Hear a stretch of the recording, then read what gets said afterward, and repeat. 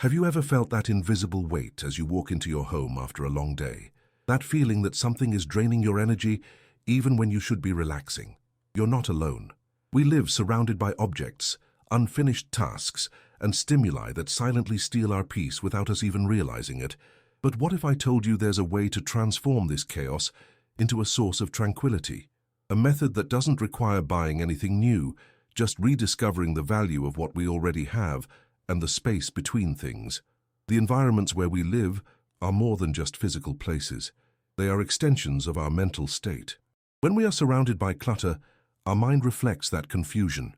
When we create spaces of simplicity and purpose, our mind naturally finds clarity. This is the essence of what we can learn from the traditions of simplicity that have flourished for centuries in the most tranquil homes of the East. Think about how you feel when you walk into a completely organized room, where every object has its place and purpose. There's an immediate sense of relief, isn't there? As if we can finally breathe deeply. This isn't just an aesthetic effect, it's a deeply human response to the environment that surrounds us. The beauty of this approach isn't about creating empty and impersonal spaces, but about cultivating environments that truly nurture our well-being. It's not about following rigid rules or adopting a specific aesthetic, but about discovering what truly brings you peace. Let's start by observing the spaces where we spend most of our time. Your bedroom, for example. When you wake up, what's the first thing your eyes encounter? A pile of clothes, a desk full of objects, a peaceful space. What you see in the first moments of the day sets the tone for everything that comes after. The transformation begins with a simple question. Does this object bring real utility or genuine joy to my life? It's not about having less for the sake of having less, but about making space for what really matters. When we remove the excess, we naturally create space to breathe, think, and feel. Many of us accumulate objects as if they were anchors of security or promises of future happiness, that outfit that will fit someday, the books we intend to read, the memories of moments we fear forgetting. But over time, these objects can turn into weights that tie us to the past or to imaginary versions of the future, preventing us from living fully in the present. The first step to transforming an overwhelmed environment is simply to stop. Stop bringing more things in before you even start organizing what's already there. We can compare this to an overflowing bathtub. Before drying the floor, we need to turn off the faucet. Try a 30-day period without non-essential purchases. You'll be surprised to realize how many times we feel the urge to acquire something new out of habit, not out of necessity. Next, take some time to observe your spaces with fresh eyes. Not to judge or criticize, but to really see what's there. Often we live on autopilot, passing through the same environments daily without really seeing them. Sit quietly in each room of your home for a few minutes. Observe how the space makes you feel. Are there areas that cause tension? Places that bring calm? This conscious observation is the first step towards lasting transformation. Now let's begin the practical journey. It's not necessary to transform your entire house at once. In fact, this radical approach often leads to burnout and giving up. Instead, start with a single small space, maybe a drawer, a shelf, or the surface of a table. Remove everything, clean the space, and then return only what serves a clear purpose or sparks a genuine feeling of joy. This practice of conscious curation is transformative because it makes us question our relationships with objects. Why do we keep certain things? Out of habit, out of obligation, out of fear of needing them someday? When we ask these questions, we often discover that we are keeping objects for reasons that no longer serve us. In Eastern traditions of simplicity, there is a deep respect for objects. Each item has its dignity and purpose. When we decide to part with something, it's not an act of rejection, but of respect. We are recognizing that that object may better serve someone else, or that it has already fulfilled its role in our life. Silently thanking each object before letting it go transforms the simplification process into an act of gratitude. As you create more space in your home, you'll start to notice something surprising. The silence between objects has its own presence.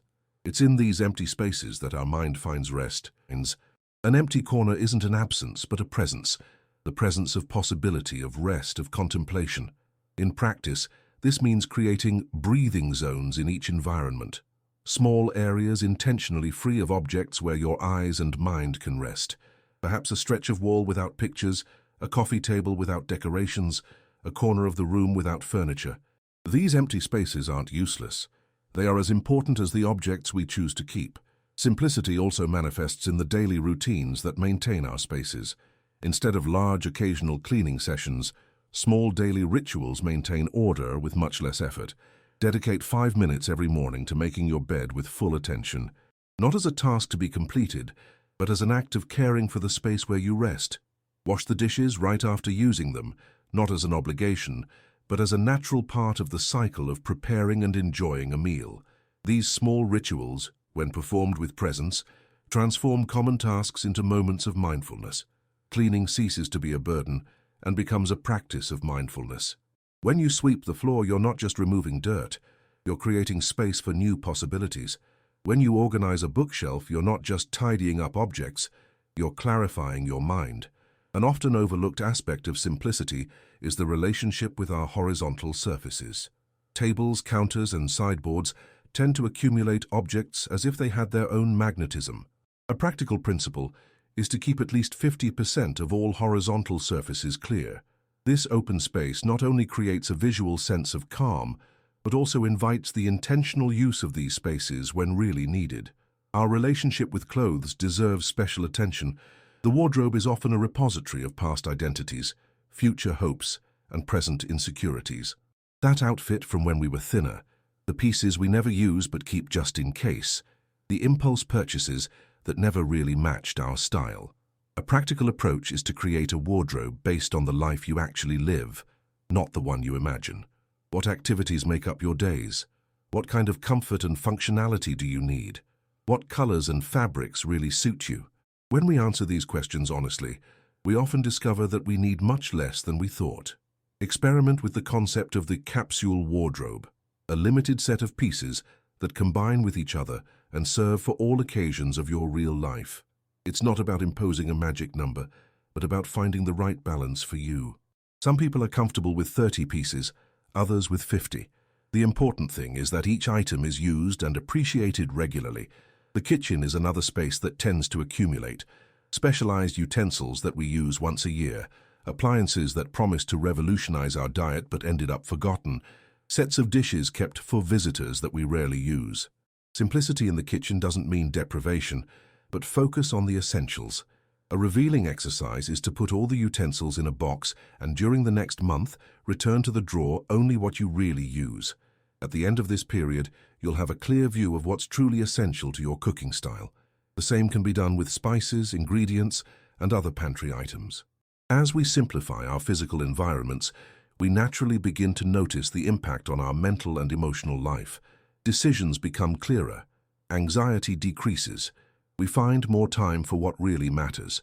This happens because each object in our life requires a small portion of our attention and energy. To clean it, organize it, remember where it is, decide if we still want it. When we reduce this background noise, we free up mental energy for the present. This approach to simplicity also transforms our relationship with consumption. Instead of buying out of habit, boredom, or the pursuit of status, we begin to acquire only what truly enriches our life. The question changes from "can I buy this?" to "does this object deserve to occupy space in my life?" This subtle shift has profound implications, not only for our homes but for our planet.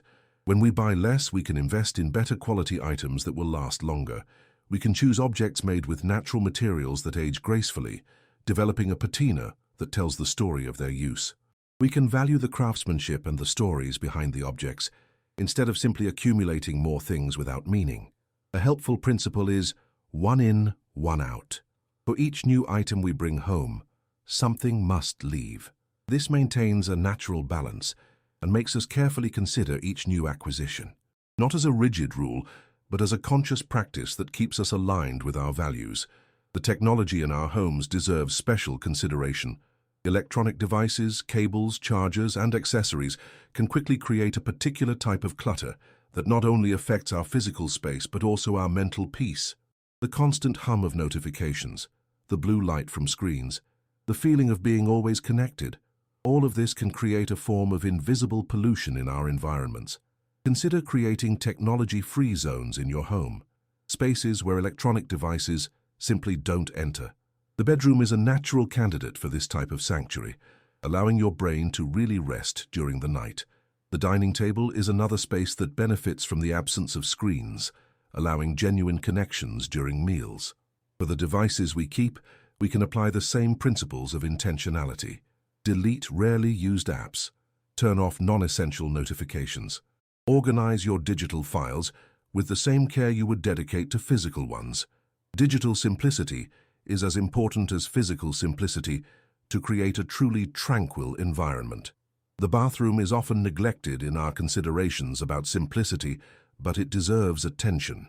Expired beauty products, free samples never used, expired medications, all these items create a subtle clutter that affects our daily experience.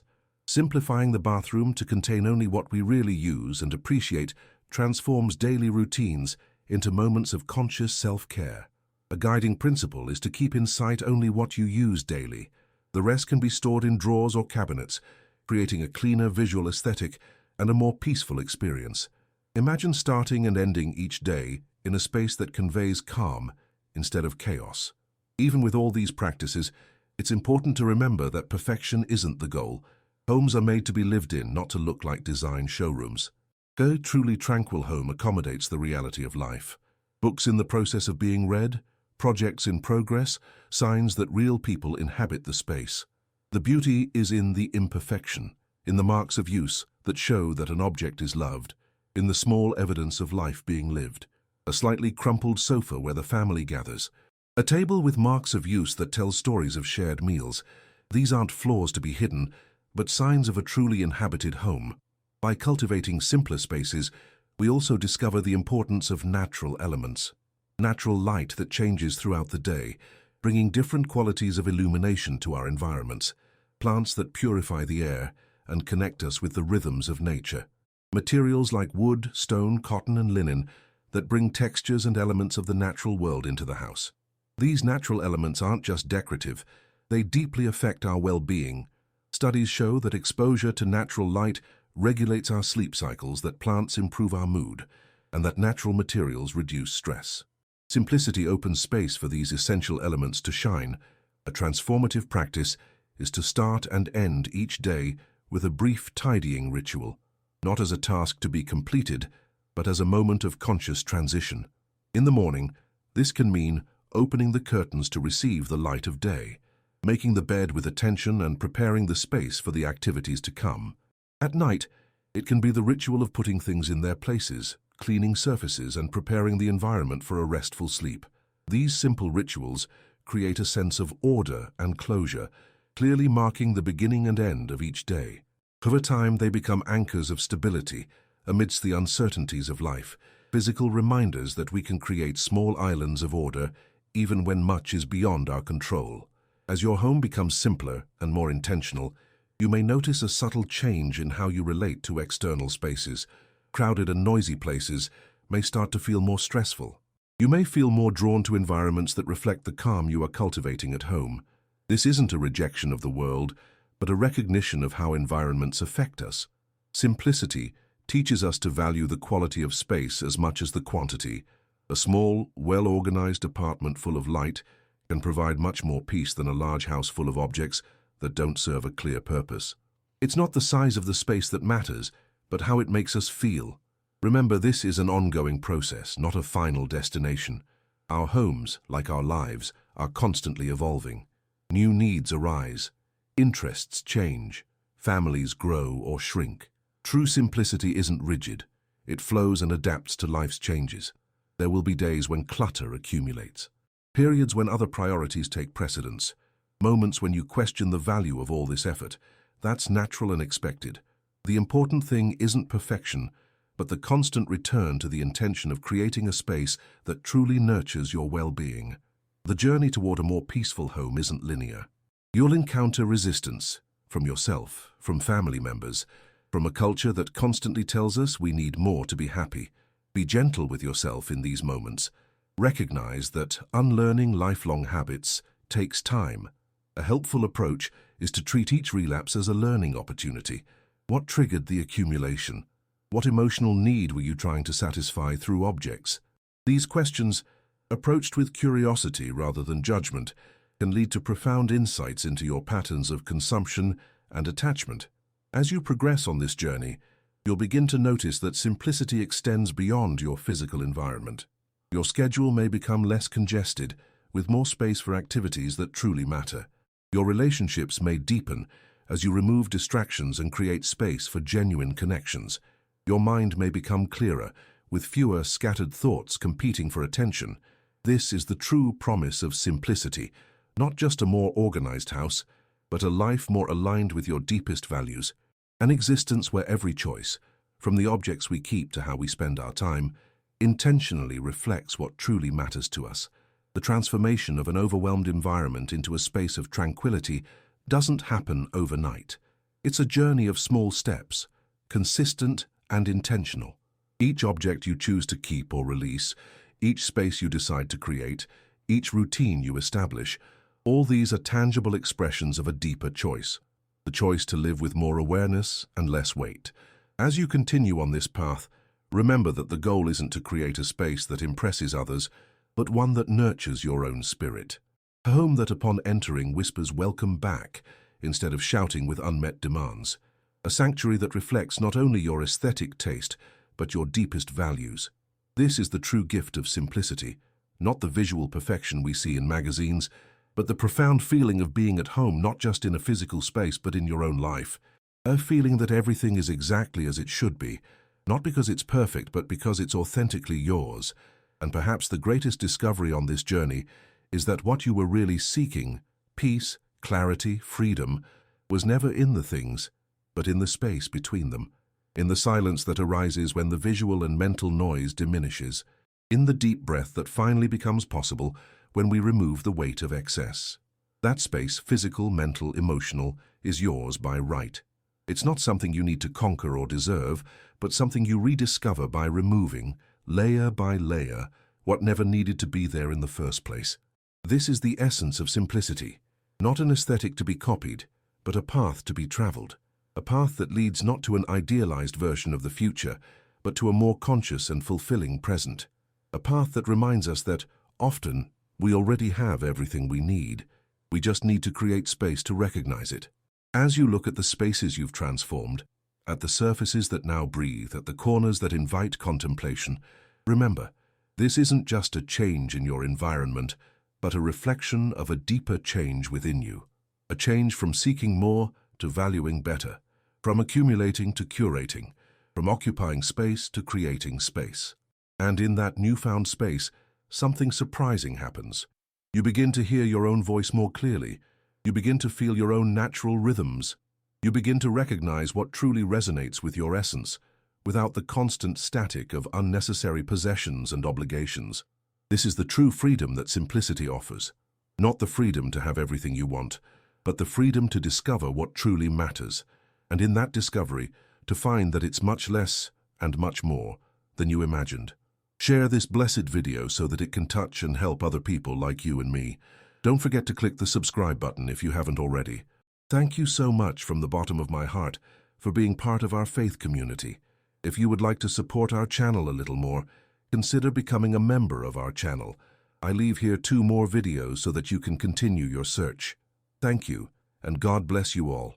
See you later.